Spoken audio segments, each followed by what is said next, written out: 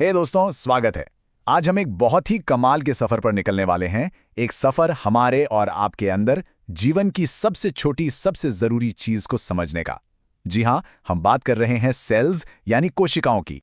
अच्छा, चलिए एक सवाल से शुरू करते हैं। जरा सोचिए, आप में और आपकी स्किन पर जो लाखों करोड़ों बैक्टीरिया रहते हैं, उनमें क्या कॉमन हो सकता है? मतलब कहाँ आप और कहाँ वो छोटा सा बैक्टीरिया? जवाब आपको सच में चौंका देगा। तो जवाब है सेल यानी कोशिका। जी हाँ, आप और वो बैक्टीरिया दोनों ही कोशिकाओं से बने हैं।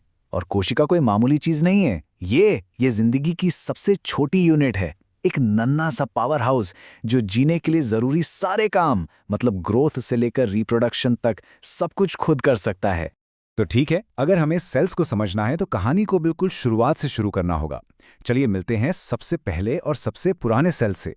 ये है प्रोकैरियोटिक सेल। इसे आप जिंदगी का ओरिजिनल ब्लूप्रिंट भी कह सकते हैं। अब आप सोच रहे होंगे, ये प्रोकैरियोट्स हैं क्या? अरे, ये वही हैं जिन्हें हम बैक्टीरिया कहते हैं, जैसे कि इकोलाई, जो हमारी आंतों में भी रहता है, और आर्किया भी इसी कैटेगरी में आते हैं। मतलब ये धरती पर जिंदगी के सबसे पहले बाशिंदे हैं, सबसे पुराने। अब प्रोकैरियोट्स की सबसे बड़ी, सबसे खास पहचान क्या है? देखिए, इनके पास कोई असली ब्रेन या कंट्रोल सेंटर नहीं होता। मतलब एक न्यूक्लियस नहीं होता।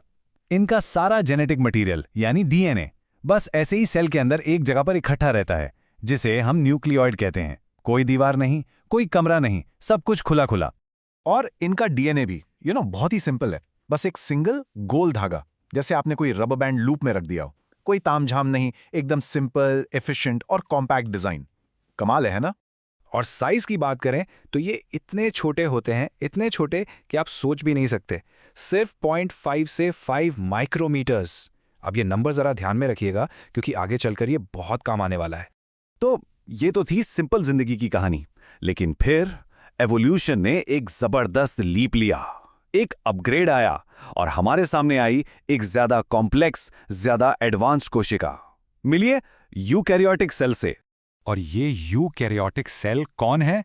कहीं और देखने की जरूरत नहीं है, आप खुद हैं। जी हां, आप, मैं, पेड़ पौधे, जानवर, फंगस, हम सब के सब इन्हीं कॉम्प्लेक्स यूकैरियोटिक सेल से बने हैं।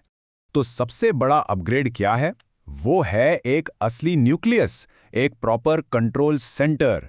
यहां डीएनए ऐसे ही नहीं घूमता, बल्कि एक मेम्ब्रेन यानी झिल्ली के अंदर सेफ रहता है। और ये डीएनए अब गोल नहीं, बल्कि लीनियर क्रोमोसोम्स में ऑर्गेनाइज्ड होता है, जैसे लाइब्रेरी में किताबें रखी हों। और कहानी सिर्फ न्यूक्लियस पर खत्म नहीं होती। ये सेल्स छोटे छोटे स्पेशलाइज्ड कंपार्टमेंट से भरे होते हैं, जिन्हें हम कहते हैं ऑर्गेनेल। इसे ऐसे समझिए जैसे एक बड़ा सा घर, जिसमें किचन अलग, बेडरूम अलग, पावर रूम अलग। हर कमरे का अपना खास काम है। जैसे माइटोकॉन्ड्रिया, ये सेल का पावर हाउस है जो एनर्जी जनरेट करता है। अच्छा, याद है मैंने आपको वो छोटा सा साइज याद रखने को कहा था? आप कंपेयर कीजिए। यूकैरियोटिक सेल्स 10 से 100 माइक्रोमीटर के होते हैं। मतलब ये अपने प्रोकैरियोटिक कजन से कहीं ज्यादा बड़े, बहुत ज्यादा बड़े होते हैं। भाई, इतना सारा सामान रखने के लिए जगह तो चाहिए ही ना। ओके, तो हमने दोनों टीम से इंट्रोडक्शन कर लिया है। अब टाइम है एक फेस ऑफ का। चलिए दोनों को आमने सामने रखते हैं और देखते हैं कि असली और सबसे बड़े डिफरेंसेस क्या हैं। तो एक कोने में है सिंपल और एंशिएंट प्रोकैरियोट, और दूसरे कोने में है कॉम्प्लेक्स और मॉडर्न यूकैरियोट। ये सिर्फ दो तरह के सेल नहीं हैं, ये जिंदगी के एवोल्यूशन की पूरी कहानी है। चलिए इस टेबल पर नजर डालते हैं। ये सारे बड़े अंतर एक ही जगह पर हैं। न्यूक्लियस प्रोकैरियोट्स में नहीं है, यूकैरियोट्स में है। डीएनए का शेप प्रोकैरियोट्स में गोल, यूकैरियोट्स में लिनियर। वो छोटे छोटे कंपार्टमेंट्स, ऑर्गेनेल्स, प्रोकैरियोट्स में गायब, यूकैरियोट्स में मौजूद। यहां तक कि प्रोटीन बनाने वाली मशीनें, राइबोसोम्स, वो भी अलग अलग साइज की हैं। 70s छोटे वाले प्रोकैरियोट्स में और 80s बड़े वाले यूकैरियोट्स में। और इनके डिवाइड होने का तरीका भी बिल्कुल अलग है। तो कुल मिला के कहानी क्या है? Simple versus complex. और अगर आपको अभी भी साइज का अंदाजा नहीं लगा, तो बस इस चार्ट को देखिए। वो जो छोटा सा बार दिख रहा है, वो है हमारा प्रोकैरियोट, और उसके बगल में वो जो आसमान छूती बिल्डिंग है, वो है यूकैरियोट। ये थोड़ा बहुत बड़ा नहीं है दोस्तों, ये तो जमीन आसमान का फर्क है।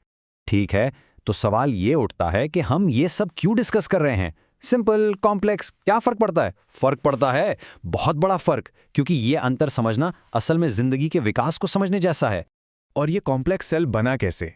इसके पीछे एक बहुत ही फैसिनेटिंग थ्योरी है, जिसे कहते हैं एंडोसिम्बायोसिस।